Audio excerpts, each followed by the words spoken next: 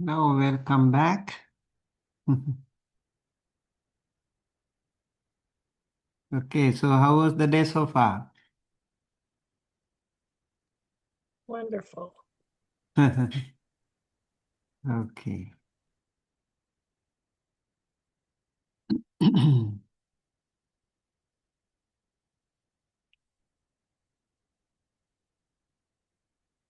So, we will discuss another very important topic, karma and rebirth.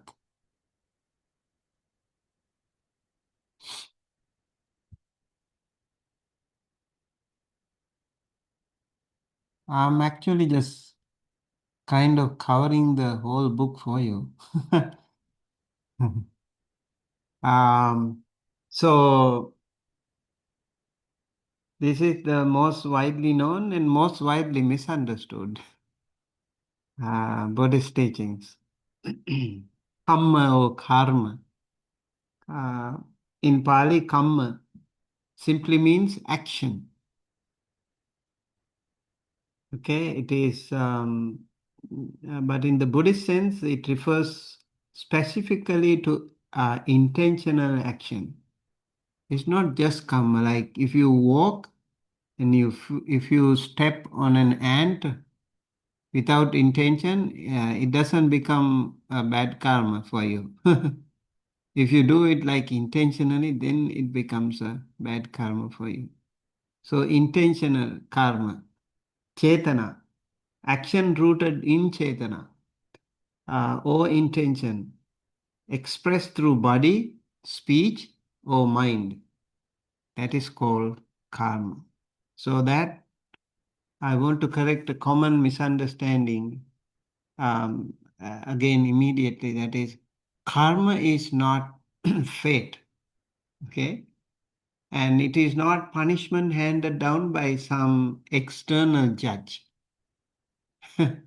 This is also important. It's simply the natural principle that intentional actions have consequences,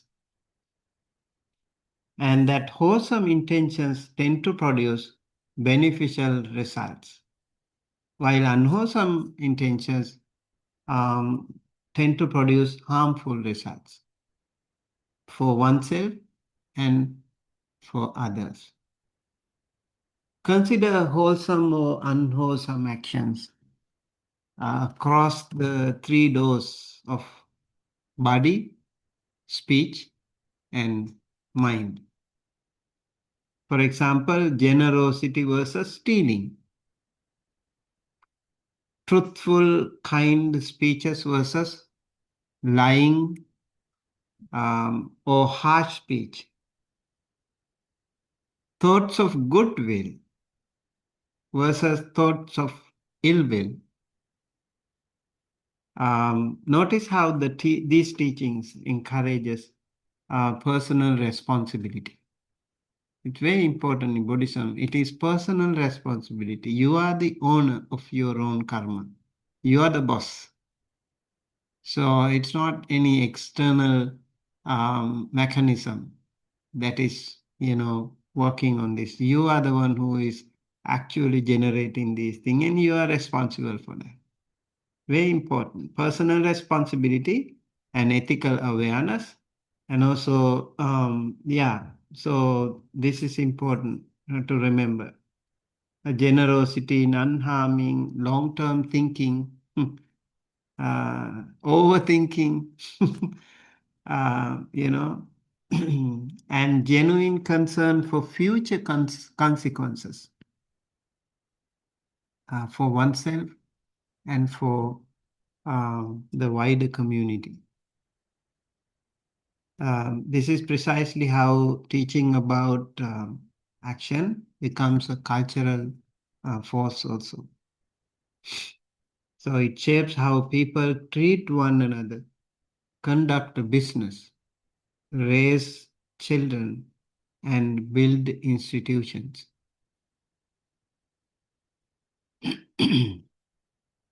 So let me ask a question. Okay. Can you think of an example from daily life?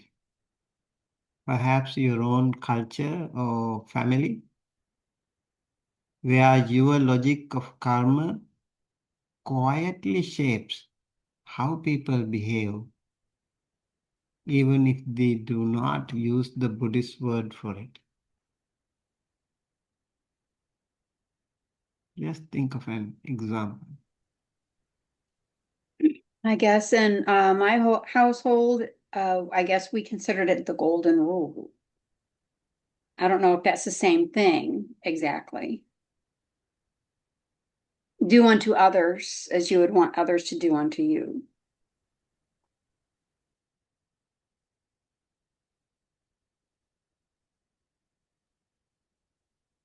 Okay? Anyone wants to respond? I think I can piggyback off of that. Um, I grew up with spankings. And so as a parent, I decided that that was not going to be the case in my family. And I had three children, and I taught them that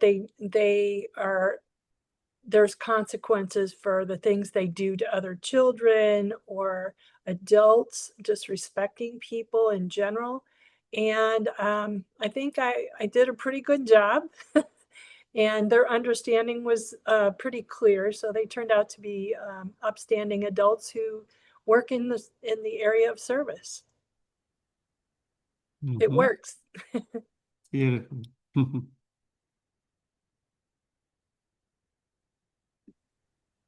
Yeah, on those same lines. So I'm in a phase of life with two very young children, and I'm currently trying to teach them, yeah, similarly that there are, yeah, consequences for our actions, and we have to understand those, and that those shape how we act and interact with others. Yes. I was about to just say something very similar. I have a 5-year-old and a 7-year-old, and lately, like the past 2 weeks, my son has been very rebellious.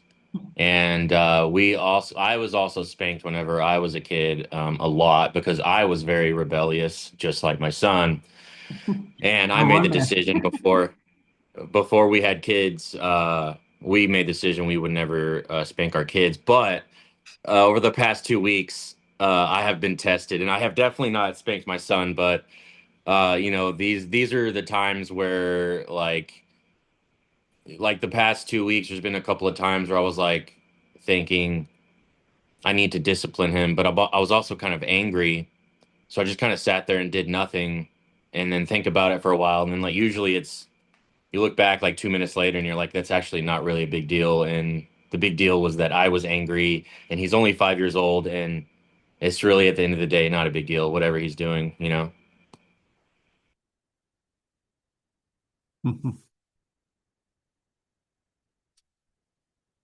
So interesting, right? We can also see the logic of karma quietly shaping what we do, how people behave. And it's really interesting how you see your children growing, and when they do things, and you can go back to your own past. Jennifer? Yeah, I also kind of think from being here in the United States, especially rural United States, I see a lot of people who are kind of every man for themselves in a sense where community support of one another and community love and acceptance and coming together to help one person is kind of rare, and it's celebrated like a very surprising feat when it does happen. And I apologize for the darkness and the quiet voice. I just finally got that baby to sleep. So, um, but I think that's kind of a karmic, and tell me if I'm wrong, but also a karmic perspective where people are maybe unintentionally teaching their children and one another focus on yourself and completely leave each other alone. Because I even see it when, when a crisis happens. I'm one of those people who can't keep their nose out of anybody else's problems sometimes. So when I see a crisis, my first thought is act, do something, help, jump in. But the overwhelming majority of people, and not to say that I'm any better than them, but the majority of people don't, because I think we're inherently taught, leave it alone. It's not your problem. Someone else will sort it out. Um, and so I feel like that's kind of part of the karma as well that we see in our United States society, especially like in the Midwest or rural areas. Hmm. Yeah, thank you so much for sharing those perspectives, and they are pretty much in line with these teachings, right? And how important it is for us to remember, like those intentional karma. Remember, intentional karma. Um, when it comes to the children, it's really children are like our treasures, most precious, right? So if something bad happens to them, we suffer. And also when they succeed, we are so happy. And sometimes, no matter how much, how hard you try to help them, sometimes they go out of the track. It's very, very difficult because they have their own sansaric journey. um, we all came here alone and we go alone, we come alone. And in between, we meet many others. So then we try to kind of have those attachments. So we call my house, my car, my horse, my dog, my children, my parents, my. But one day we have to leave everything behind, everyone behind. And we have to start again then, start over. Uh, so very important, I think, the karma shaping our life. Thinking of the benefit, like your intention for the well-being and happiness, not only for yourself but also the others. It should not be one way. It should be both. Like the Buddha said in Ambalattika Rahulo Ada Sutta, when you do something, make sure it benefits yourself and others both, and then you can actually go ahead and do that. There could be some karmic actions that can be harmful to yourself and to others. Then you should avoid such things. Yeah. I have a And question. yes. Based on what Jennifer was talking about, I know we have our own karmic responsibility, but is there ever like a, not necessarily, I want to say culture, but not culture, like a community karma? For example, if there's a community that groups together and is not doing the right thing, or if a group of people are not doing the right thing, and perhaps someone's leading them and they're thinking that this is the right thing, is there a karma attached to that, or does it always come back to the individual? Well, the theory of karma is such, like somebody can do good or bad karma, okay, someone else, and that can become his or her bad karma. And if you approve it, you will become a part of it, right? You will become a part of it, whether it is good or bad. So even if the whole community approves it, then good or bad, they will be a part of it too. That's important. And the one who leads can have lion's share anyway, depending on how you dedicate yourself to that cause. You will also be responsible for your own karma. That's why, let's say, like somebody is yelling at you, And then, so the one who yells at you already has done karma, bad karma. Okay? And what about you? When somebody yells at you, what about you? What will you do? You walk away. You walk away? Okay. All right. That's a really good thing. And when you walk away, also like how is your mind? I think I would have to be responsible for any thoughts that I had after that person yelled at me then, because Yeah. it is about thoughts too, is it not? Hmm. Yeah. Maybe that time you walk away, and night time when you go to sleep, what will happen? You will remember the whole thing. You won't be able to sleep. How dare he said to me like that? Like you were like arguing and all kind of contemplation on that. See, although we kind of walk away physically, but mentally we were there, completely holding that grudge. So how we generate karma through that? I think going back to that person and maybe finding out what caused them to be so angry. And then I've done at least what I could to rectify that. Yeah, but the thing I'm I'm driving at with the group is like government, like that's a hot topic these days, and so I think about people that follow that vindictiveness Mm. and hatefulness, Mm. and wonder if they're just I mean some maybe following it blindly, I don't know, because of the way it is framed. Mm. um that's like us against the world kind of a thing, and so it's really hard to understand how someone could follow that kind of thing and not think that it's going to come back on them at some point. I mean, and that's in the Christian world too. I mean, it's sinning. It's sinning. Mm-hmm. Mm-hmm. Um, and karma definitely has a sense of responsibility versus oh, I'll wait till I get to hell and then pay for it, you know?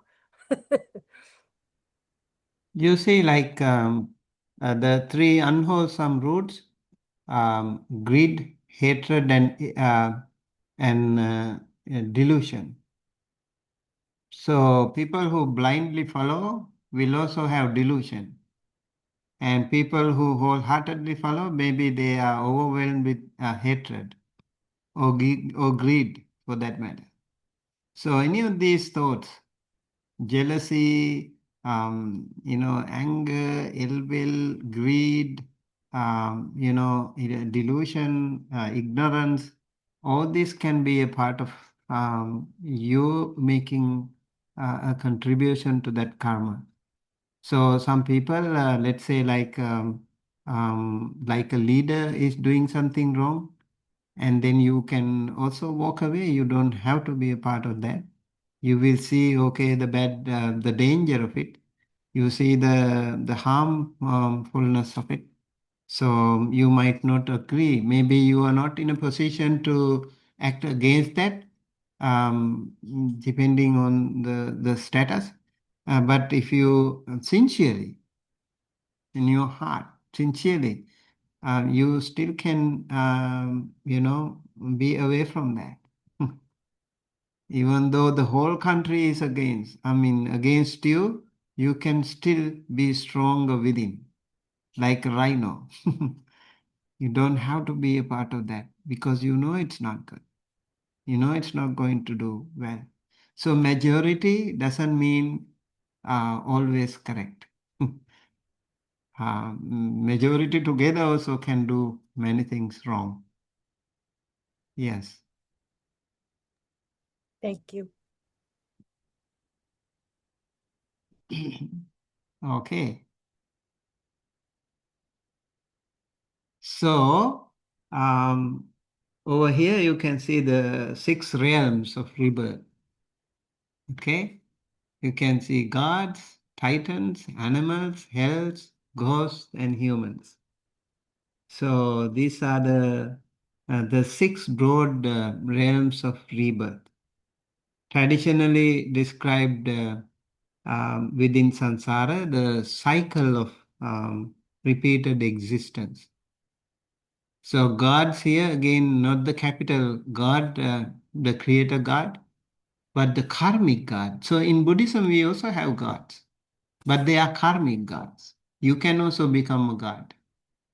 You can become a karmic god. You can become a Brahma or you can become a Deva, Titan, animal, or whatever. So we will traverse through these, changing different roles depending on your own, again, personal responsibility. You have to take the responsibility. If you are a human, you have a golden opportunity to become even a Buddha, enlightened one. And also, humans have actually, it's a very tricky thing because humans can either go to hell or heaven, depending on how they do it, how they manage it. And ghosts or those 17 beings in the hell realms, they can't really do anything for themselves. They will suffer, according to Buddhist cosmology, they will suffer a lot for a long, long time. We humans have a shorter lifespan, and compared to the devas, the gods, the hell realm is so much longer. They have to suffer infinitely in the darkness, so much suffering. And again, it's also not permanent. It's impermanent too. So even if you are born as a karmic god, there you will have a lot of privileges. Like if you are born in the heavenly realm, you don't have tsunami, you don't have earthquake, you don't have pandemic. You are much safer. No wars. I mean, your life is so much fun, so much comfortable. Whatever you think you have, depending on the karmic energy you have already generated. So the gods also have different hierarchies, depending on how they did it when they were humans. So animals, for example, if someone becomes an animal, it's hard to get out of that. Because if you are a lion, you kill many other animals. So it takes a whole course of repeated, birth in the animal realm. If you are a cat, they also do hunting, and that is why we have a monastic cat here. So sometime I saw an interesting statue actually. I don't know who made it. It's like a Buddha, but the head is the cat. Who customized it? Oh, I don't know. Yeah, it's interesting. So, yeah, sometimes when they are in the monastery, the community tries to save him from doing, all those killings, huntings, and all. So his life is very kind of very nice, better. Probably the end of the animal realm, probably, if we can help. And so the animals again, they have fear, they don't have food in time, and they really have to struggle, and they can sleep comfortably as we do. So much difficulties and dangers they have. So compared to the animals and the ghosts and the hell realms, humans are much luckier. Compared to the humans and the titans, gods are much more luckier. But all of them still, can rotate, completing, I mean, traversing in this samsara change in different roles.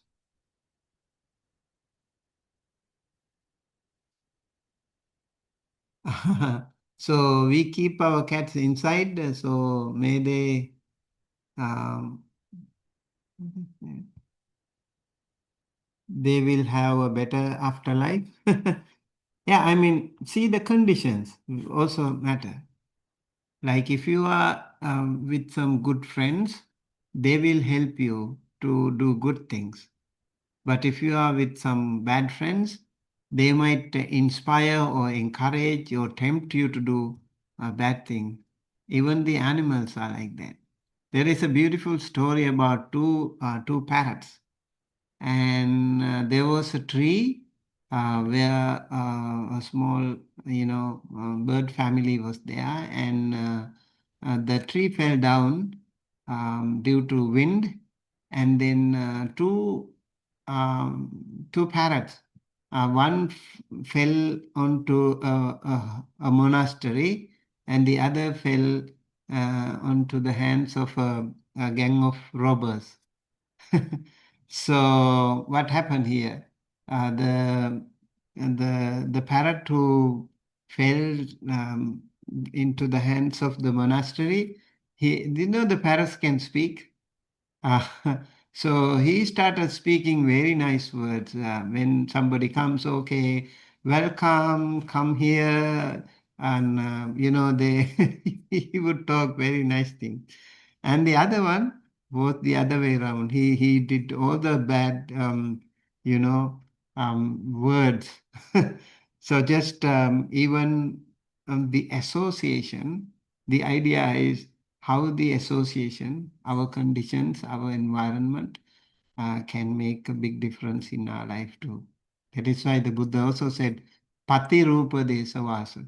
Very important thing. Like you have to find when you settle in your life, you have to find a better place for a peaceful life. I hope Jennifer is living, as she said, like a peaceful life in suburbs, right? Oh, the countryside. Yeah, countryside. It's pretty Yeah, peaceful. I think so. So not so much activities, but with the nature and not so much rush. No um, rat race competition. So, It's Yeah, I actually made a pretty major change to my life in the last couple of years because I was living in Miami and it was very, very crazy. And I work a very demanding full-time job, and so we actually made the decision to finish fixing up this house that I live in and move to my parents' farm in the middle of mm, nowhere. And I'm mm, very thrilled about that. So it's very quiet. There's it's wonderful. much, much less all the Yeah. time. Yeah, see the conditions that can also um, can be contributory to our karmic repercussions. We might do some bad karma depending on that situation. If we are in a let's say like if you are in um,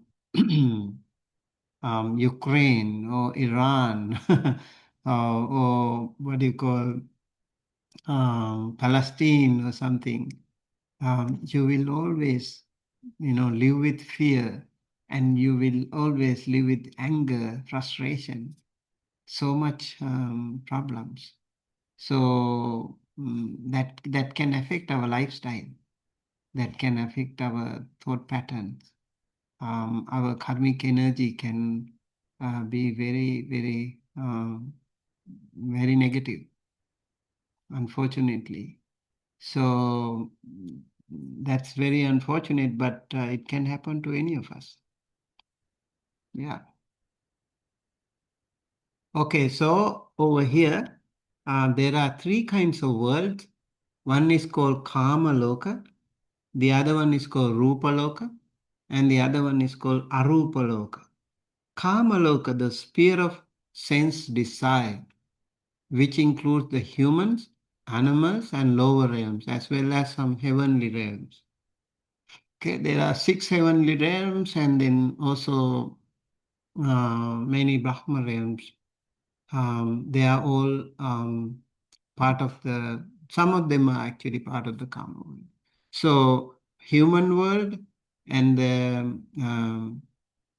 lower realms and also the six Deva realms, they are called Kama world, Kama Loka. And then the Rupa Loka, the sphere of subtle form associated with the heavenly realms, attained through the jhanas. They will be in Rupa realm, Rupa world or Rupa Loka. They have a form but subtle, and still they have some form of attachment to the Rupa or the form. In the Kama world, it's completely submerged or immersed in the Kama or the desires, the sensual pleasures. And Arupa realm is formless realm where the most refined meditative attainments can lead you to such realms, and you will have no forms. That's a formless realm. Only the consciousness is there, and they can also live a longer time. Again, um, they can live much longer, but still they can, unless they attain the final liberation there, they can come back to the other realms. So, unless you attain the four states of sainthood, Sotapanna, Sakadagami, Anagami, Arahanta, the stream entry, the once returner, the non returner, and the enlightened path. Those others can always come back to this circle of transmigration. So it is said if you attain Sotapanna, you will never be born in a lower realm and you will attain the final liberation uh, at the most in within 7 births.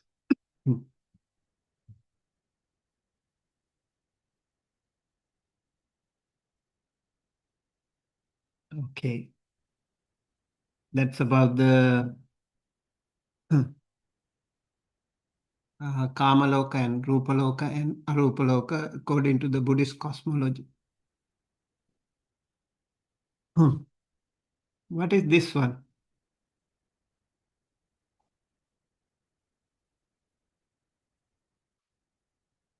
What do you see here?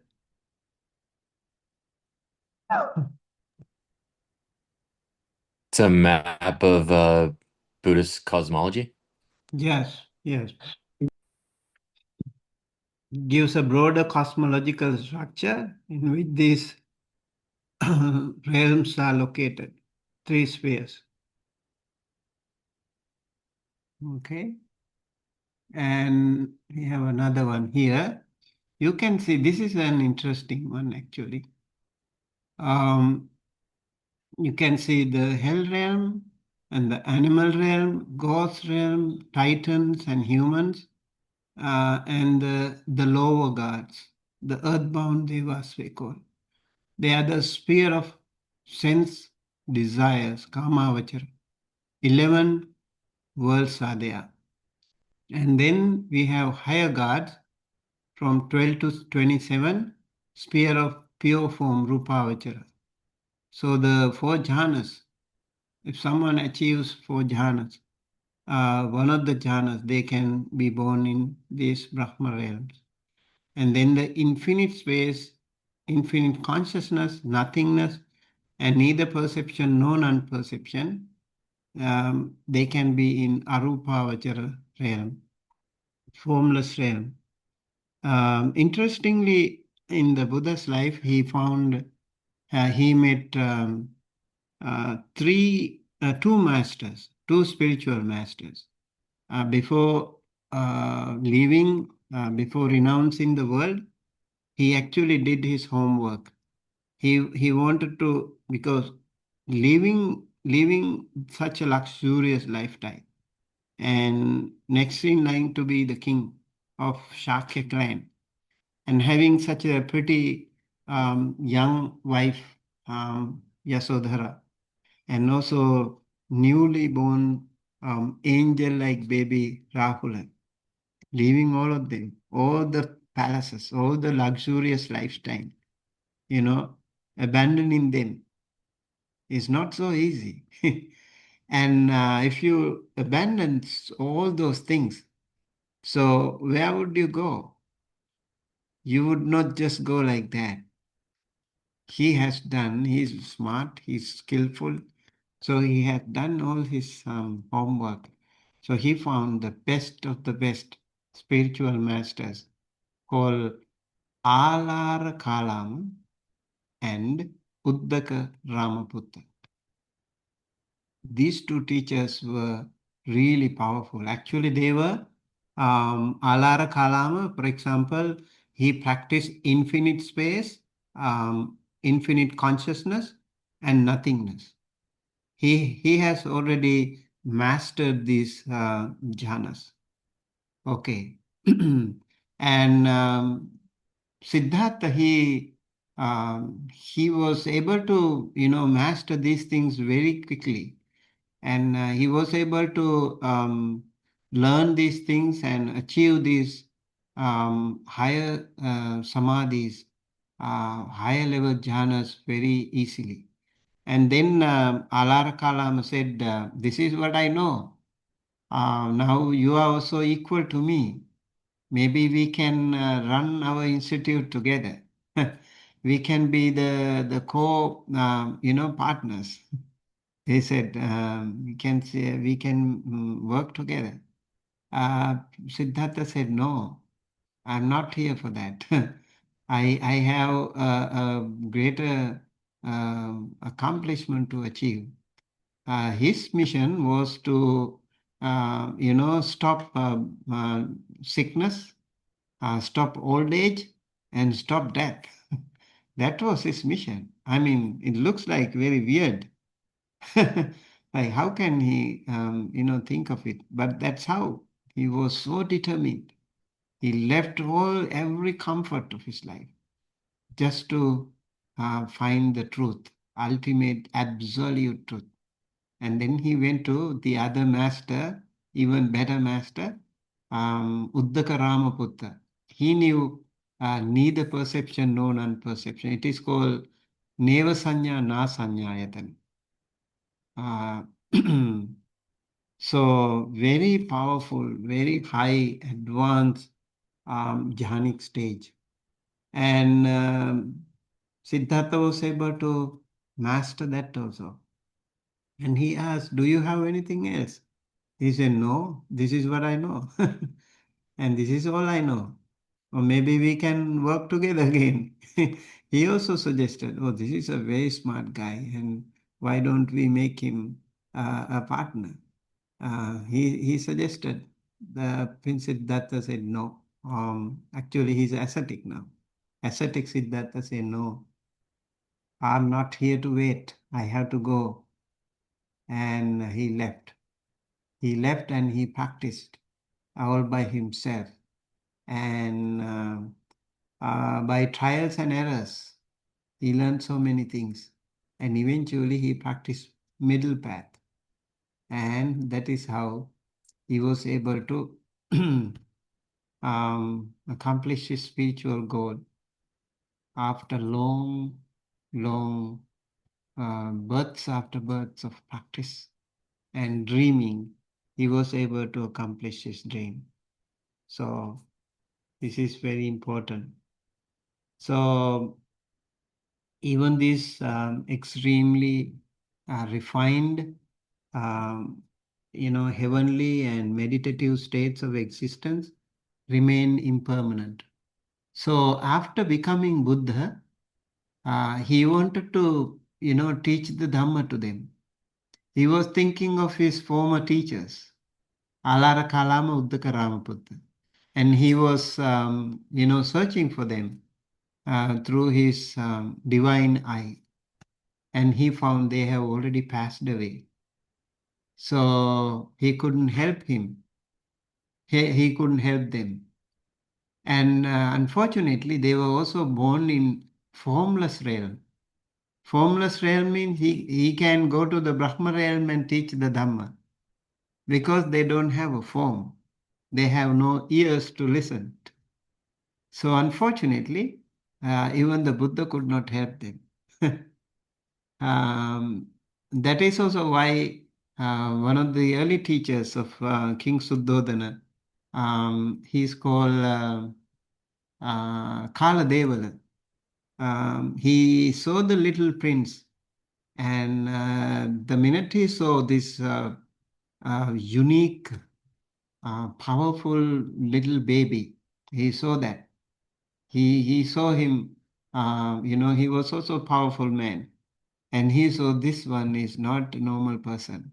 He's going to become a powerful spiritual master. And then he actually was very happy and he laughed. He laughed with happiness. And then again he was crying. He started crying. So the king asked, why you were laughing and then you were crying? He said, I was laughing because I was so astonished by the power of this little prince. He would be a very powerful spiritual master. So I'm so happy that I could see him today. And then I was crying because I would not be able to live up to that. I will die before that. And because also he was practicing formless jhana, and now he can't, um, U-turn that. Already he has gone too far into the formless jhana, so he won't be able to listen to the Dhamma again. That's why he was crying. Interesting analysis about that. So this is a crucial point. Buddhism does not treat rebirth in a higher, more pleasant realm as the final goal. So these all these jhanic achievements are very, very good, definitely very powerful. But then again, this is not the final goal. They can even come back to the lowest realm. One time, actually, when the Buddha was walking, along with the Venerable Ananda, his personal attendant, he saw a buffalo and the Buddha smiled. The buffalo was looking at the Buddha and the Buddha smiled. He asked why. Venerable Ananda asked why. Why the Buddha had a different expression today. Usually he doesn't do like that. Then the Buddha said, this buffalo was once upon a time a very powerful Brahma. So he was in those infinite space before in the formless realm. And now look what happened to him. So these things can happen to us. So the Buddha said, this is also impermanent. You can be there forever. Although they can live very, very long, long time there. So the ultimate aim is liberation from the entire cycle that is called Nibbana, not merely an improved position within samsara. So here's an accessible comparison for our modern context. Much of contemporary culture encourages us to think only about this one lifetime, comfort, achievement, and security within a single limited span of years. Buddhist cosmology invites us to widen that view considerably. That's why learning about the Buddhist cosmology can be helpful. So I offer this simply as a contrast in perspective, not as a claim that goes beyond what our sources describe. Whatever your own view on rebirth, the ethical implication is the same. our actions matter beyond the immediate moment. Okay.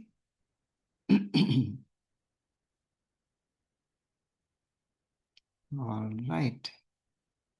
So we talked about this yesterday, the Four Noble Truths, right? Do you remember the Four Noble Truths? Yes? Okay. The Four Noble Truths and the Noble Eightfold Path. We discussed yesterday um, through that sutta, Satya Vibhanga Sutta. Please go through that sutta again to learn more about this. And also, I encourage you to read some of the books that I have uploaded to the Moodle platform. Please read some interesting book that you find interesting. And maybe you can write a one-page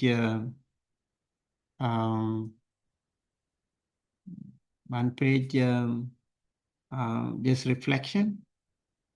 Read the first page, read the last page, read the content page, and see what is treated there. If you find it more fascinating, go ahead and read more chapters. Okay. There were some books actually, 2500 Years of Buddhism, but I can upload to it. It's a heavier file. So maybe I have to find another way to share it with you. Or you can also just check online. It's also available. So, Four Noble Truths. What is the first truth?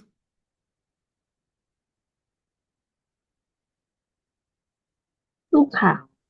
Dukkha. Okay. Yes, dukkha. This is our problem, right? That is like the doctor. Doctor's perspective. Dukkha, suffering, stress, or unsatisfactoriness. And then the cause of the disease. What is the cause?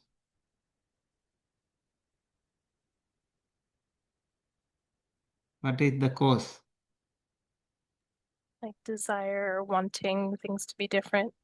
Yes, desire or craving or tanha, attachment.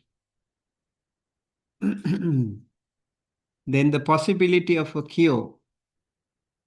The fact that the disease can indeed be cured, suffering can also cease. So there is a possibility, there is a solution to the problem. This is very interesting. And then the treatment, that is the path leading to the cessation of this craving, that is suffering, cessation of suffering. And that is the Noble Eightfold Path. So we can see here the truth of suffering. Can somebody please read it?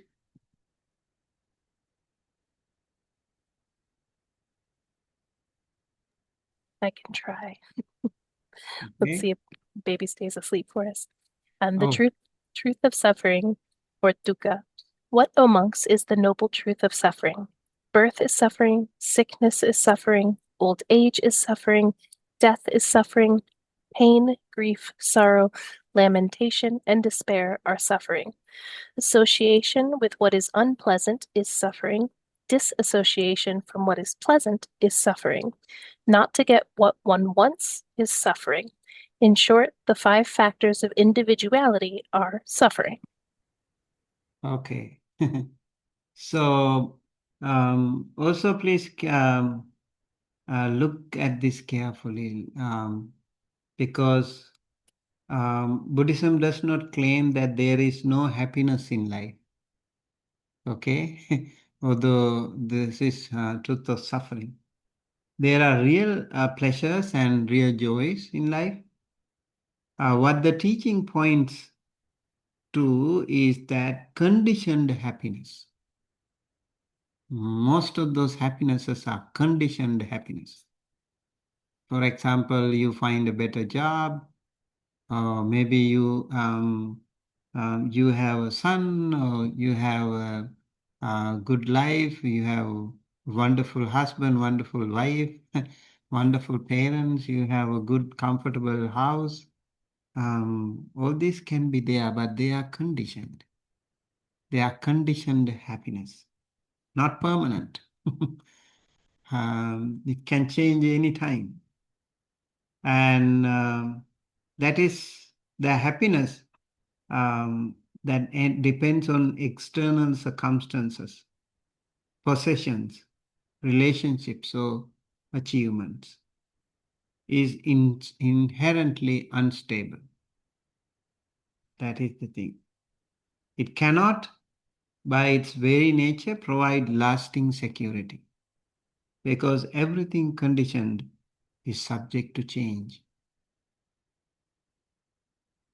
That is the problem. So over here we talk about the dukkha, and the root cause is over here is the truth of arising, samudaya. Can you please read this?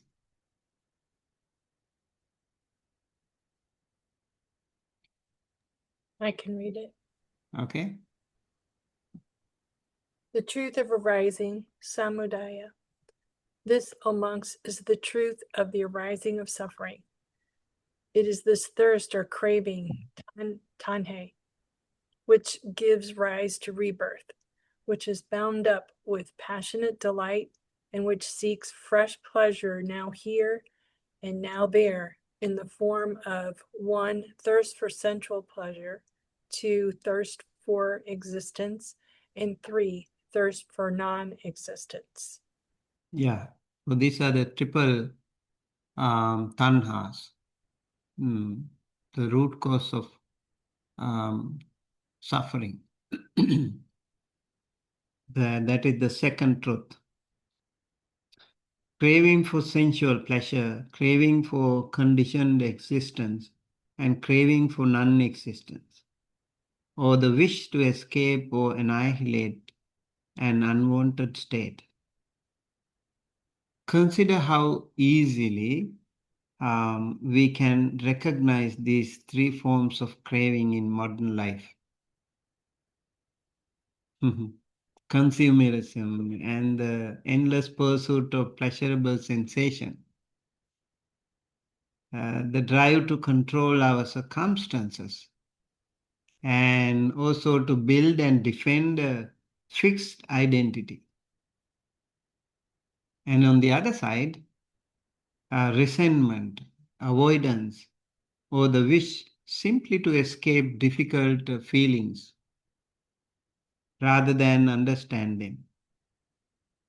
So, craving in all these forms quietly drives an enormous amount of our daily emotional life. It's truly, truly very powerful. So, um, so my maybe maybe a question again. If I ask you, where in your own week, your work, your relationships, your use of social media, okay, do you notice craving of any of these three kinds arising?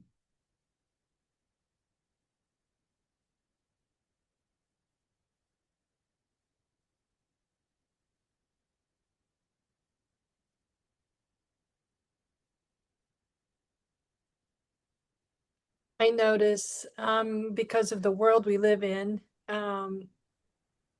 sometimes communication is through social media. And, when you eat alone sometimes, you feel that craving to have some kind of social outlet. And I find sometimes myself uh, going to the phone and checking, to see if someone sent me a message, or checking on my mom, or it could be anything, just to crave that social fulfillment. And I think that's probably my worst craving. I think you are not alone. Yeah, probably not. Yeah. See, these forums or these apps have been created in such a way that we are trapped into this, so this is like samsara. How you trying to find some peace or happiness, like some kind of a me time, and then end up wasting hours and hours, one after the other, many, many posts, and some like negative, some, violence, some, making you angry, and you don't know how you create karma through this, like little gadget, right? That apparently looks very innocent little gadget, but that can make you headache, that can make you sleepless, that can make you stress, and that can make you frustrated, that can make you angry. So much karma you make through this, right? That's kind of very scary actually. How they want you to see more and more, and so you become easily a victim. You don't know how you become a victim of that. Like whenever there is a small sound like notification, you quickly go through that, and then you end up going through so many other posts as well. So this craving thing is insatiable, right? It's never ending, one after the other. Right? Building up. That's the thing. So the the third truth is the truth of cessation, what we call Nirodha Satya. Can you please read this? I'll read. Nirodha Satya. Uh, the truth of cessation, Nirodha. This, O monks, is the truth of the cessation of suffering. It is the utter cessation of that craving, tanha, the withdrawal from it, the renouncing of it, the rejection of it, liberation from it, non-attachment to it. Yes. So this brings us to the third truth, the cessation. This is not annihilation. Okay. This is not nihilism. It is freedom. This is what we call freedom, arising precisely through the end of craving and attachment. Where craving ceases, suffering in that moment also ceases. If the root cause of suffering is craving, the very absence of it should be happiness, right? So the nibbana or nirvana means complete absence of craving. That is called nirodha or nibbana.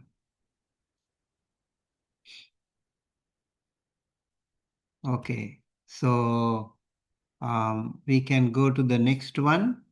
This is the truth of the path. Um, Would you like to read this also, please?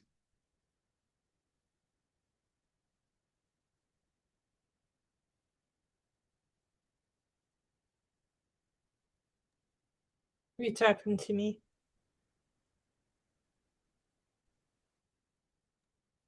I'll go ahead and read.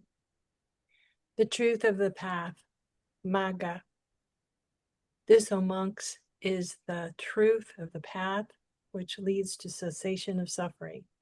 It is this eightfold noble, it is this noble eightfold path, which consists of 1, right view, 2, right resolve, 3, right speech, 4, right action, 5, right livelihood, 6, right effort, 7, right mindfulness, and 8, right meditation.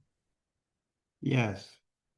So, Sila Samadhi Panya, that is, Panya is the wisdom.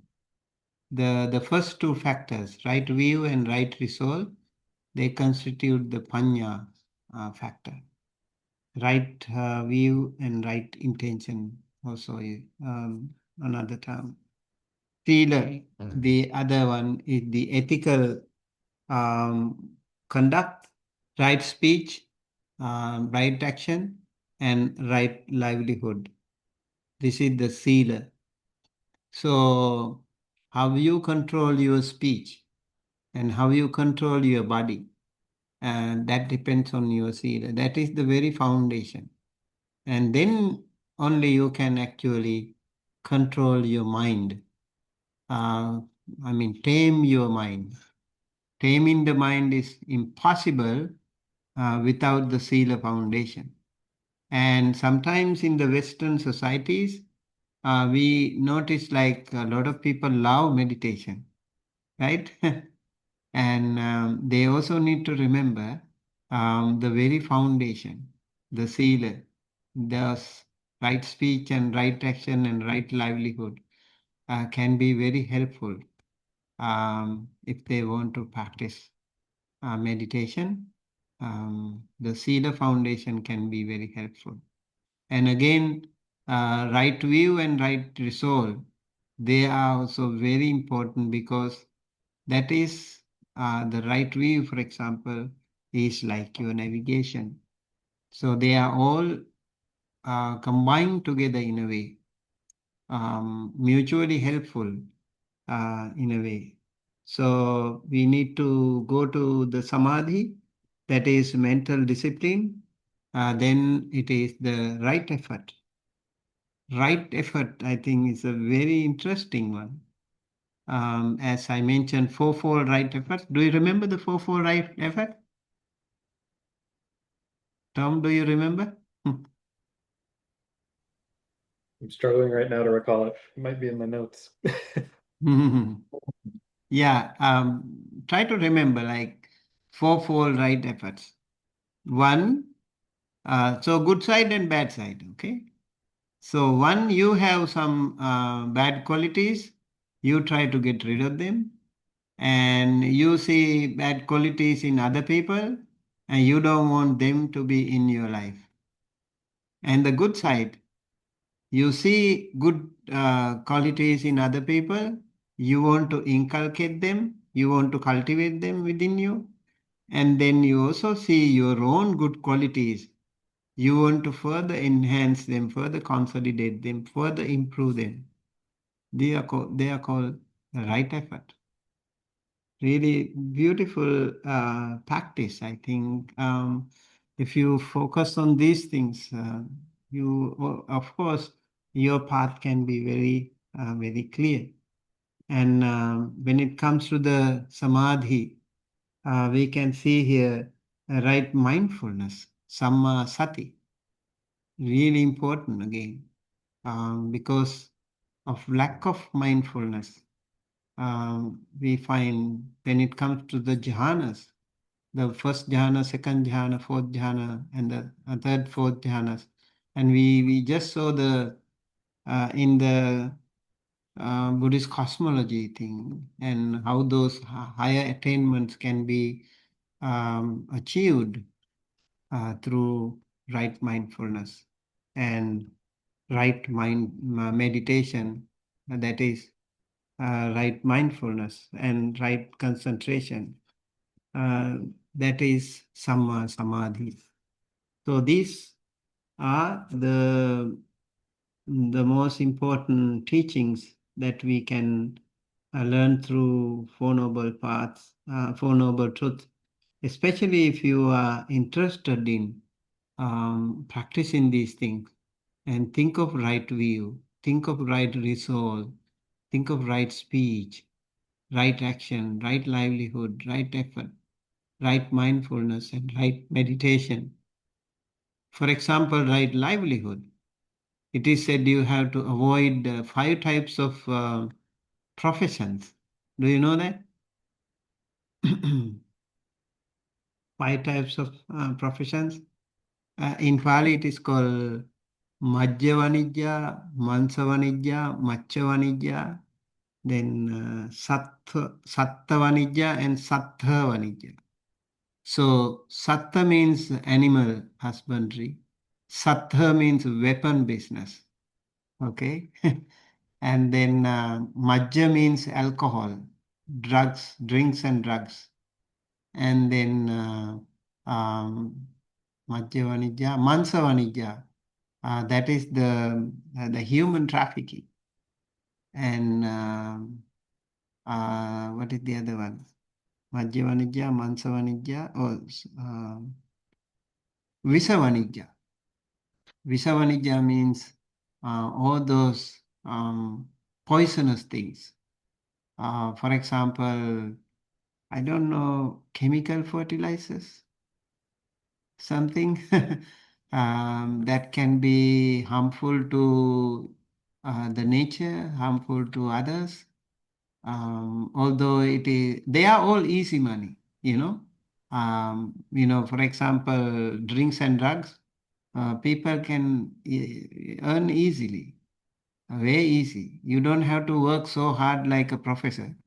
You you can if you can sell 1 kilo of drugs, you can become you can earn so much money. Yeah, easy money. And all these like are easy money, but they are very harmful to the others. So the Buddha said these livelihoods are not right livelihood. So when you are engaged in some professions, make sure you are not part of it. So it's better to run away from and finding a better profession that can be helpful to yourself and to others. Very important for sustainable future, for humanity, for this Mother Earth to, and also our future generation.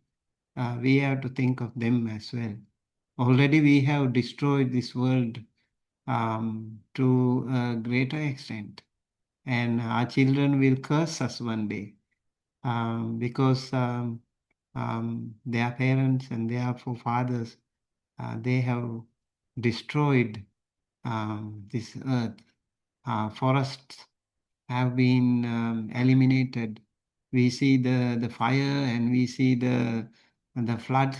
Fire on the one hand, floods on the other hand. It's like a crazy world now. This is not something like a random thing. This is mostly man-made thing. Global warm. It's mostly the man-made thing. And so people, today's generation, are basically responsible for the destruction of this world.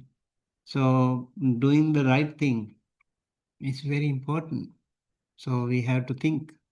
And right speech, do you know right speech? The fourfold right speech?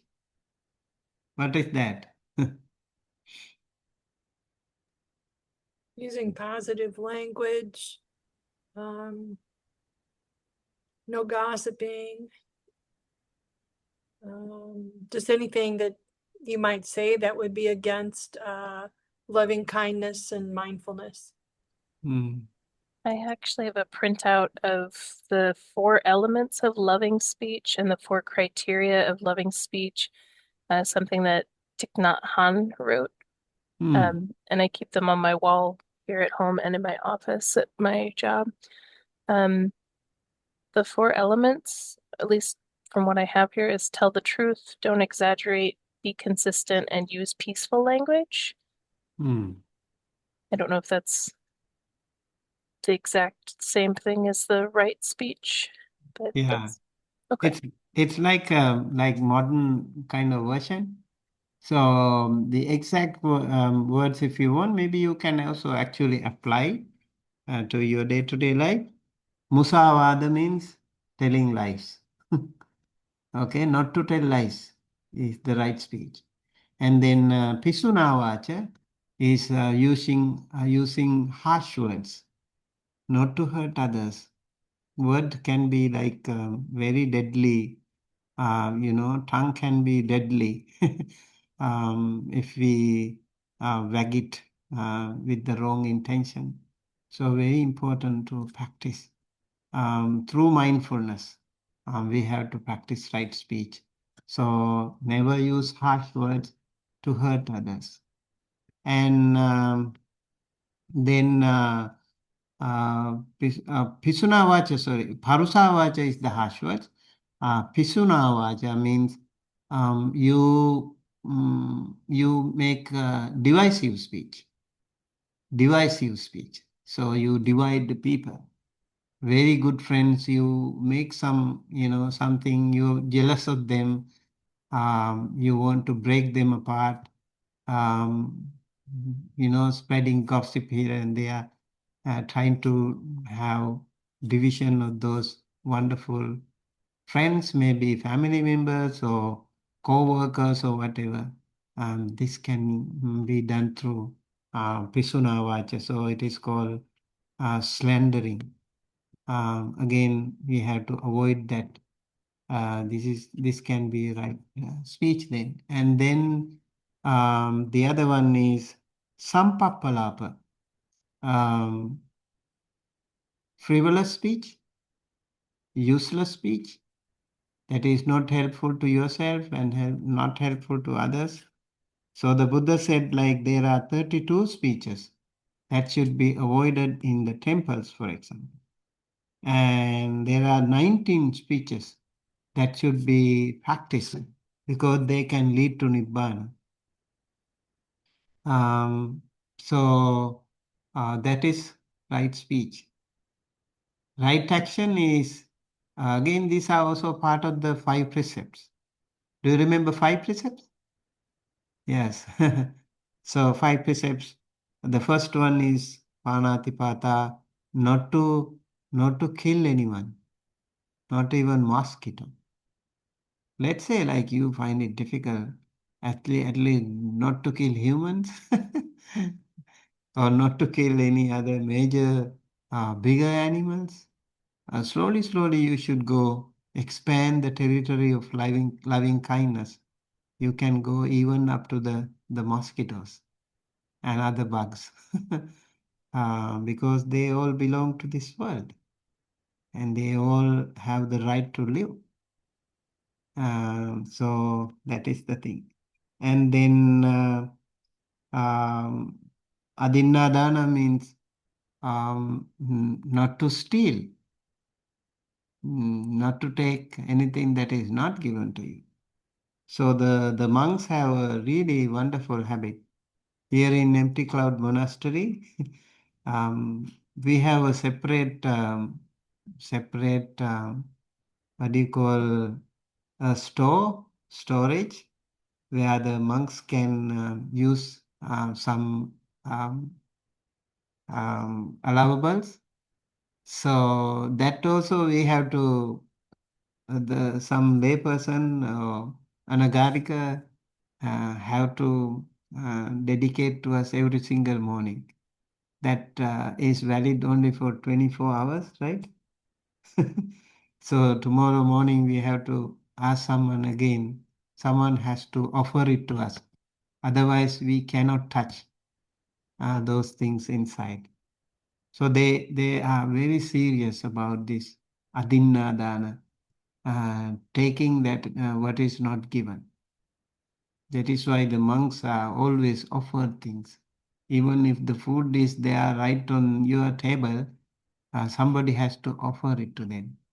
So they over here, every single lunchtime, when people come, they say they all touch the table. We also touch the table, and they say we offer this dana to the sangha, right?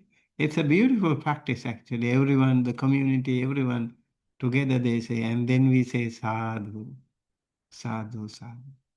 So the practice of adinna dana, I mean, avoiding that is a very, very important thing, not to steal. And then the third precept is the sexual misconduct. So another very serious problem in our society, sexual misconduct. And interestingly here, the Buddha has not prohibited from lay people practicing sexual conduct. Having a life partner is allowed. You know, you can have your own partner. You can enjoy your life, but do not break that. And do not break that. That's very important.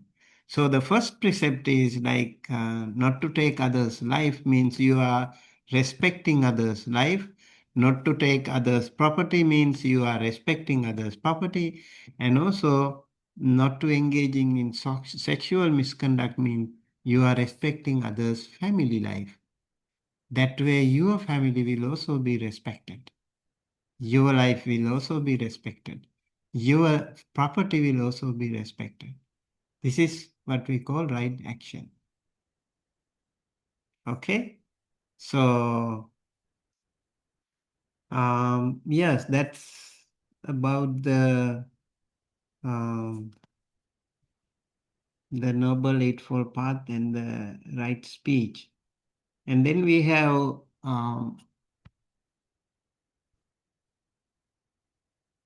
this is the please take a note on this. Right understanding, right resolve, right speech, right action, right livelihood, right effort, right mindfulness, and right meditation. In this book, it is called meditation, and most of the time we also find right concentration. So probably the Pali word is more or less similar, but it's not the same. So wisdom, morality, and meditation, sila, samadhi, panya. This is the triple kind of training that one can practice if someone wants to accomplish the enlightenment.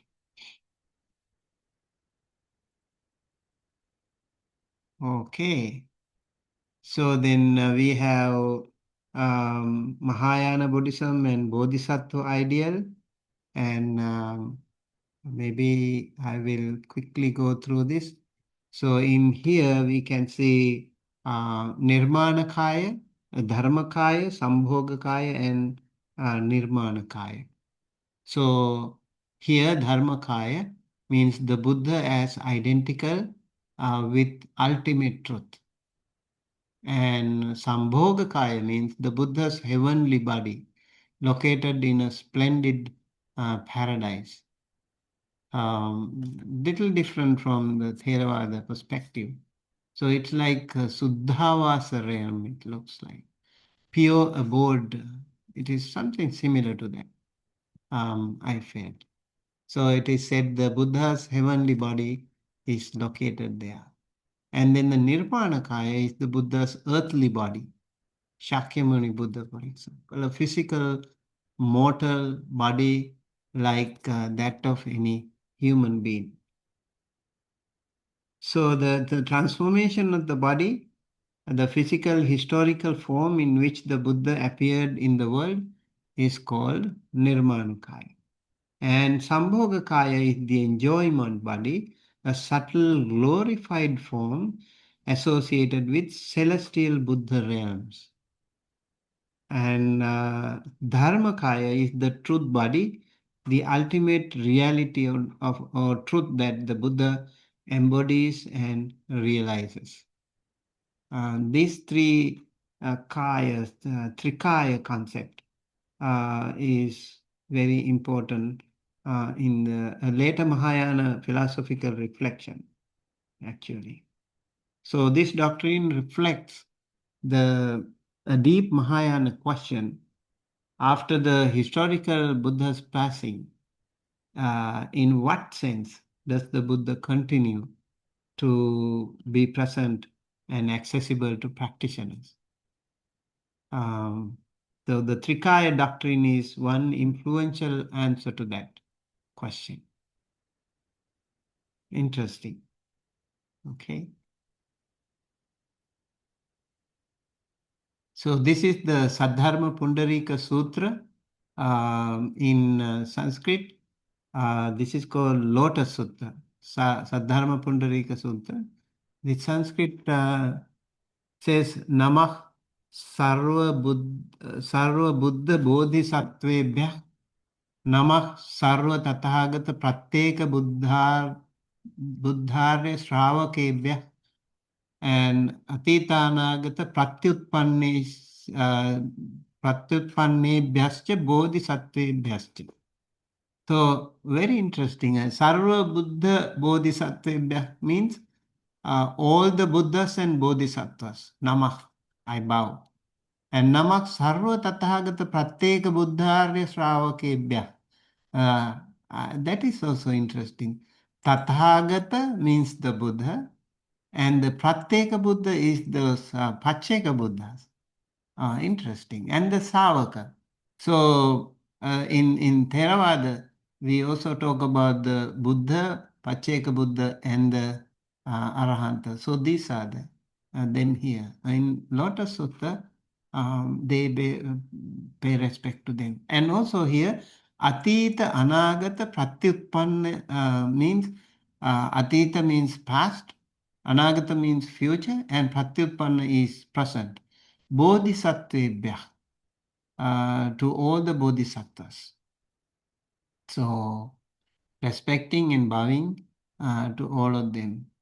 So, in yesterday we talked, we were chanting in Pali, Evang me sutang, and you can see here, Evang maya shrutang, ekasming samaye bhagavan Rajagrihe viharati sma Gridrakute parvate महता भिक्षु संघेन सार्धं द्वादशभिर् भिक्षु शतैः सर्व arhadbih. Shinas. Okay, over here the Buddha was living in Rajgir, Gijjakuta, Vulture's Peak, along with lot of monks. Dwadasa Bhikshu Sataik means 1250 Bhikshu Sarvai Arhadbi. They are all Arhant monks. Okay, very nice. This is the same in Pali also we have the same same lines in Pali also. You can see the Evam Maya Sritam, thus have I heard. At one time the Blessed One was living at the royal palace of Rajagaha on the mountain of cold Vachapi, surrounded by the great assembly of bhikkhus, the noble, those truly liberated, free in mind, fearless, accompanied in skillful means, practice in the work of cultivation, unbound even by the spacious sky itself. So a lot of monks and the Buddha were living together. And Mahata Bhikkhu Sanghena Sadhu Samagame, in the gathering of great bhikkhus, fearless and thoroughly skilled, endowed only with the highest transcendent perfections, paramita. This sets the scene for the chapter, the Buddha, supported by a fully liberated community, now begins to teach how various conditions give rise to or remove the causes of continued life and suffering. I just wanted to give you a little taste of the Lotus Sutta, the original text in Sanskrit script. So just have a little bit of, and over here, Mahayana virtues, they have 6 paramitas. In Theravada, we have 10 paramitas. Of a bodhisattva, the generosity, dana, morality, sila, patience, kshanti, courage, virya, and meditation, samadhi, and wisdom, panya. These are the 6 paramitas according to Mahayana. So, generosity, a modern example, can be giving you time to help a struggling classmate. You can practice your generosity through this. And sila, morality. If you want a modern example, for example, keeping your commitments even when no one is watching. That's very interesting. Even if the others are not watching you, you still want to keep your morality. Shanti, patience, remaining calm with a difficult family member. I think every family has someone, right? Little bit off. Every community has someone. Okay. So, how to stay calm with difficult family member? Virya, energy or diligence.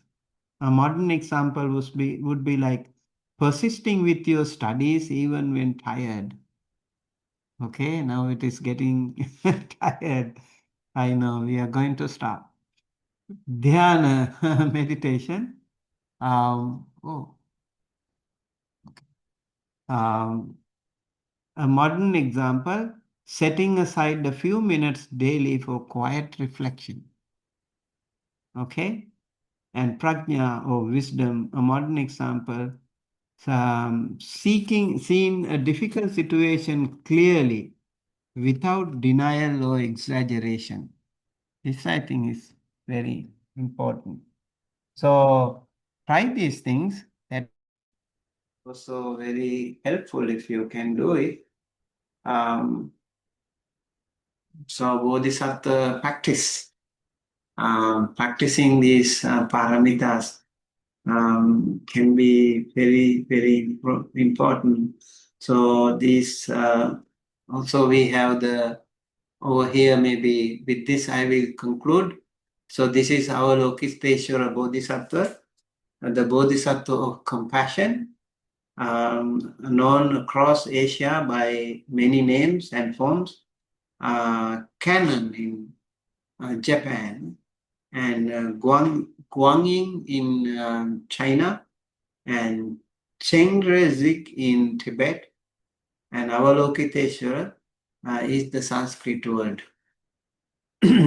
Offers us a beautiful example of how a central Buddhist value, compassion, was expressed differently as it moved into different cultures, taking on new artistic forms, new names, and even in some regions, a shift in depicted gender, while the underlying value of universal compassion remained recognized throughout. So you can see here Avalokiteshvara Bodhisattva. In Sri Lanka, we have a very ancient Avalokiteshvara Bodhisattva that is a male figure. But when it was evolving later on, it was evolved into a beautiful, female figure. I think, in our family, father is more dominant, or maybe like more kind of a rough maybe person. And the mother is more softer, compassionate person. So probably that is why Kuan Yin became, I felt, changed the gender into female, motherly nature. So regardless of these gender changes, all different forms, and you can also see many hands, right? 1,000 arms sometimes, all part of the compassion. How you can help others in many different ways. That's why they have many hands. So all is very important for our practice as practitioners. All right. So I think with that, I would like to conclude. Um, I know there are some more to do, but let's call it a day today. Thank you, everyone, for joining us. Jennifer, what's the name of your cat? This is Raven. He just joined our family 2 days ago, and he thinks he is a parrot. Okay, wonderful. We also have a black one here. They're good What's his cats. name? Teddy. Oh, that's cute. Yeah. Okay, so let's take a picture first before we conclude. Thank you, everyone. Sage, are you there? Who's taking the picture? Okay.